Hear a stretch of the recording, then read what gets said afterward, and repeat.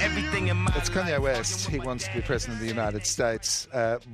Why not have a red hot crack would be my suggestion, such is the nature of the place. Now, whether Donald Trump is re-elected or Joe Biden wins depends on many things in these pandemic days, including, I guess, the logistics of conducting campaigns and the election itself. Now, the president's poll numbers are falling as death rates are climbing, and in the weeks to come, Professor Gordon Flake from the Perth US Asia Centre at the University of WA is going to be a regular visitor to this studio to give his assessment of what might actually be happening in the United States. Not that I think that anyone can say categorically that we know the answer to that question anymore. Gordon, good afternoon to you. Good afternoon. Happy to be here. We are inside 120 days. What has captured your attention lately? Well, clearly, the situation doesn't look good for President Trump as an incumbent. The continued and continually worsening state of the COVID-19 virus, the resulting economic damage has damaged him in the polls. And so it's a difficult time. And ultimately, all eyes are focused on November 3rd. They're all focused on the election itself because this is shaping up to be one of the most consequential elections since the last one. Well, consequential since the last one. Now, the world had its problems in 2016, but we're living both with a pandemic, as you say, with its public health and economic consequences. China is exerting itself in ways we haven't seen before, and again, very aggressively towards Hong Kong. Today, the director of the FBI, Christopher Wray, described acts of espionage and theft by the Chinese government as posing the greatest long-term threat to the future of the US. Here in Australia, we watch and wait. We've decided we need long-range missiles to protect us, but we won't publicly say from whom. So there's plenty at stake. I would argue maybe even more at stake than 2016. Would you agree? I would, with the exception of the fact that the decisions made in 2016 are directly related to almost every one of those developments you're talking about.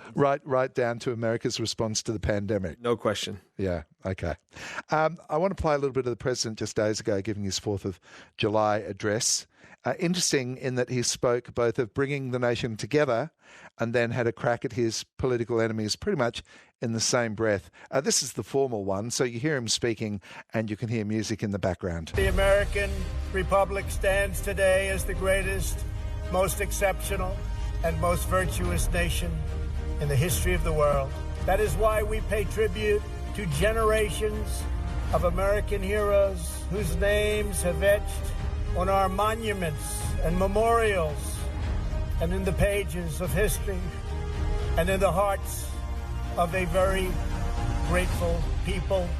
We will never allow an angry mob to tear down our statues, erase our history, indoctrinate our children, or trample on our freedom. And on it goes. Now, Gordon, the Washington Post laments that Donald Trump champions monuments and memorials and military bases honouring Confederate leaders and continually criticises the Black Lives Matter movement.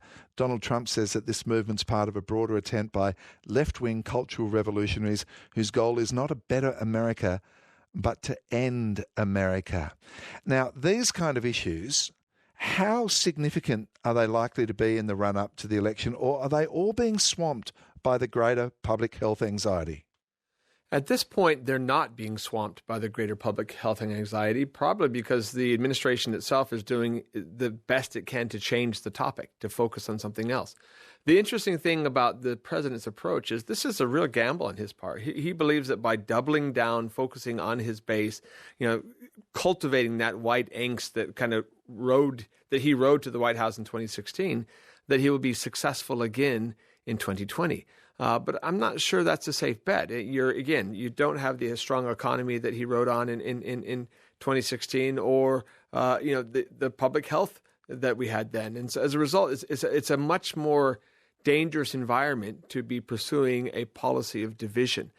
So the fact that the president used the July 4th holiday, which is normally a holiday for boilerplate patriotic speeches all about unity, to focus on division, and that he's doubled down on his support of Confederate statues and the use of the Confederate flag, even going so far as to tweet out a demand that the only African-American driver in NASCAR issue an apology, for, the fact... Something that he had nothing to do with. He had nothing to do with, right? It really shows that he's doubling down on this social divisiveness. And I'm not so sure that for the average Republican, the praise of the Confederacy and white supremacy is a winning ticket. Well, tell me about the average Republican, not just the voter, but members of Congress and the Senate.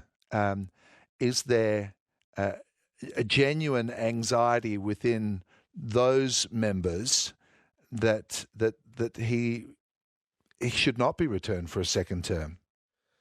Well, I think there has long been that anxiety. The willingness of those members to say that publicly has not been there. There have been very few Republican elected officials that have been willing to stand up to Trump, and those who have paid the price politically. They're no longer in office.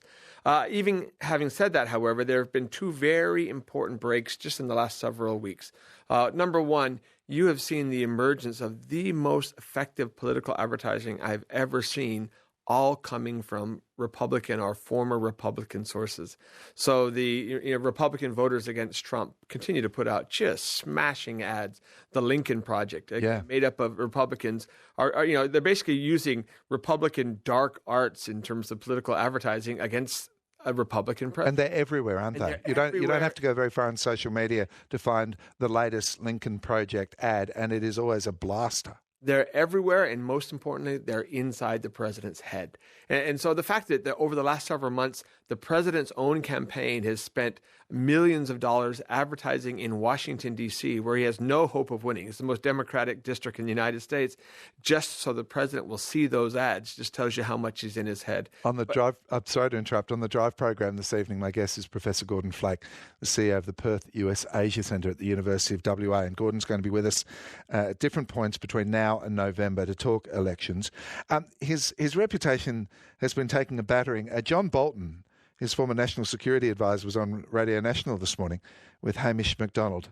And look, I acknowledge, Gordon, that he does have a book to sell, but he went pretty hard. Have a listen. I don't think he's a conservative Republican, but he's not. I'm not meaning to say he's a liberal. He's not anything. He doesn't live in the realm of philosophy at all. That's number one. And number two, I don't think he's up to the job. I think 3.5 years have demonstrated that he doesn't really fully understand what the job is, and he doesn't approach it in a way, certainly in the national security space, that advances and protects American interests.